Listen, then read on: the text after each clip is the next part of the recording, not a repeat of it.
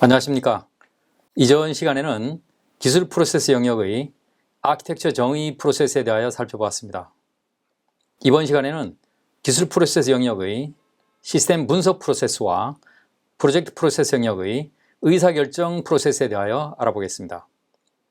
프로젝트 수행 시 의사결정을 위해서는 반드시 시스템 분석 활동이 선행되어야 하기 때문에 같이 다루도록 하겠습니다.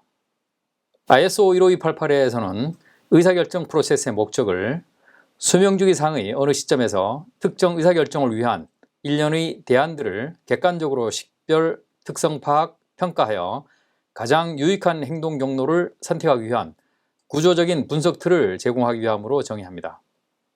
즉, 특정 시점에 의사결정을 위한 복수의 대안들이 있어야 하고 의사결정을 위한 객관적, 합리적 기준이 정의되어 있어야 하며 구조적인 분석을 통해 도출된 결과값을 사용하여 프로젝트 수행에 가장 유익한 행동을 결정하는 것입니다.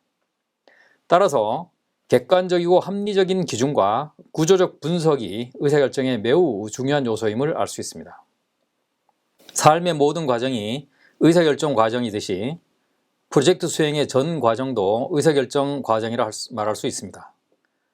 표에서 보는 것과 같이 수명주기 단계별 주요 의사결정 사항을 보면 개념 단계에서는 신기술을 적용할 것인가 여부, 기술 개발을 독자적으로 할 것인가 협력 개발을 할 것인가 여부, ROC와 같은 운영 요구서를 결정하는 사항, 개념 시스템에 대한 분석 및 선호에 대한 결정, 그리고 시스템 아키텍처 결정이 중요한 의사결정 항목이 될 것입니다.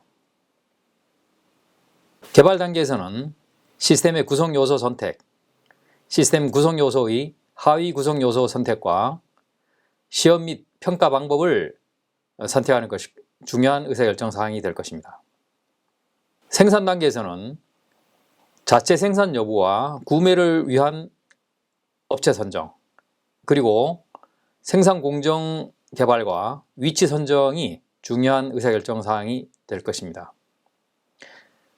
운영 지원 및 폐기 단계에서는 유지보수 방안과 폐기 방법 등이 주요 의사결정 사항이 될 수 있습니다.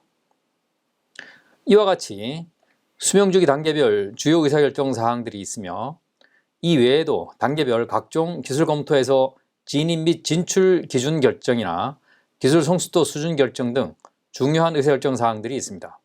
이 같은 프로젝트 목표 달성에 영향을 미치는 중요 의사결정은 반드시 이번 시간에 다루는 공식 의사결정 프로세스를 적용해야 합니다.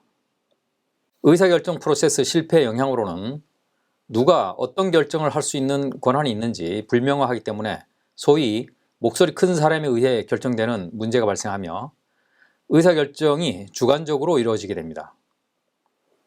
이전에 있었던 의사결정을 이해할 필요가 있을 때 근거를 찾을 수 없으며 중요한 의사결정에 너무 협소한 선택 범위를 고려하게 합니다.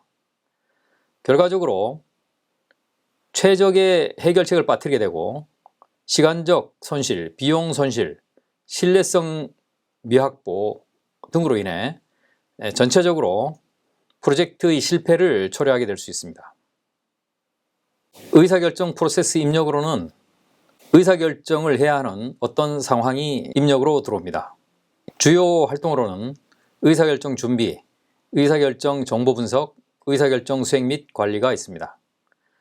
의사결정 준비 활동에서는 의사결정 관리를 어떻게 수행할 것인가와 의사결정 문제를 정의합니다. 이것을 위해 의사결정 분석 지침 수립, 객관적 평가 수행 지침을 수립합니다. 여기서 의사결정과 관련된 책임과 권한 및 관계자 참여에 대하여 정의하게 됩니다. 그리고 의사결정하고자 하는 문제를 명확히 정의하고 객관적 평가 기준을 정의하는 것이 핵심 사항이 되겠습니다. 출력물로는 이와 같은 내용을 담은 의사결정 관리 전략이 되겠습니다. 의사결정 정보 분석 활동에서는 정의된 의사결정 문제에 대한 대안 해결책을 식별하고 의사결정 분석 및 분석 기준 지침에 따라 의사결정 문제에 대한 수행 절차와 방법을 결정합니다. 평가 기준에 따른 목표와 측정 지표를 선정하고 대안을 평가합니다.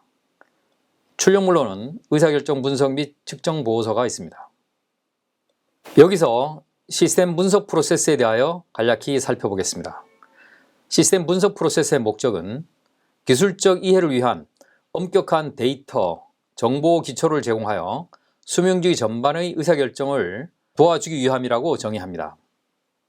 입력물로는 수명주기 개념, 분석 상황, 수명주기 제약 사항이 있으며 주요 활동으로는 시스템 분석 준비, 분석 실시 및 관리가 있습니다.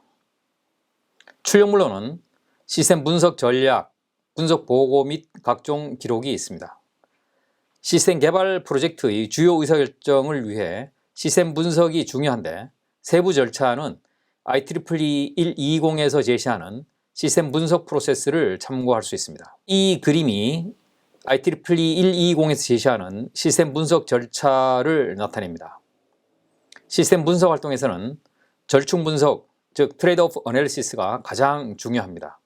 이 절충 분석에 대한 좀 더 상세한 설명은 시즌 1 모듈 17 시스템 분석의 절충 분석을 참고해 주시기 바랍니다. 끝으로 의사결정 수행 및 관리 활동입니다.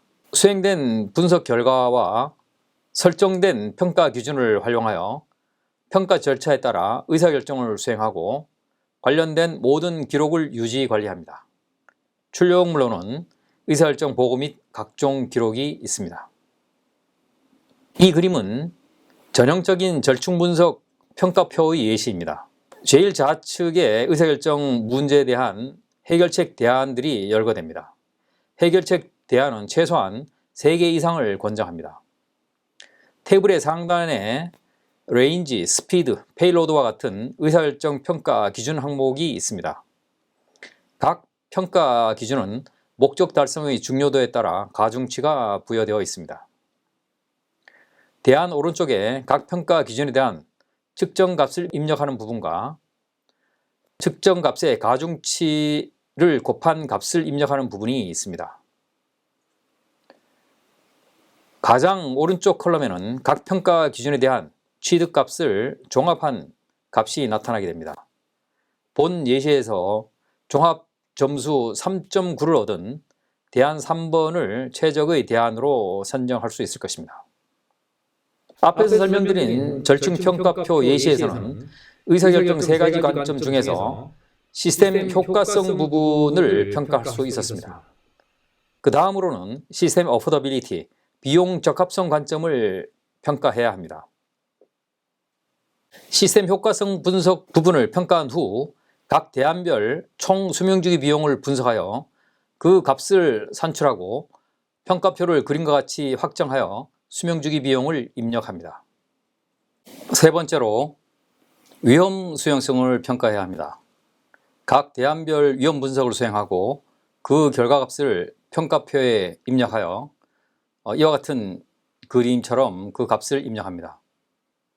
시스템 효과성에서는 3번 대안이 가장 점수가 높았으나 수명주기 비용 분석과 위험 분석 결과를 종합하면 다른 대안이 더 좋은 해결책이 될 수 있습니다.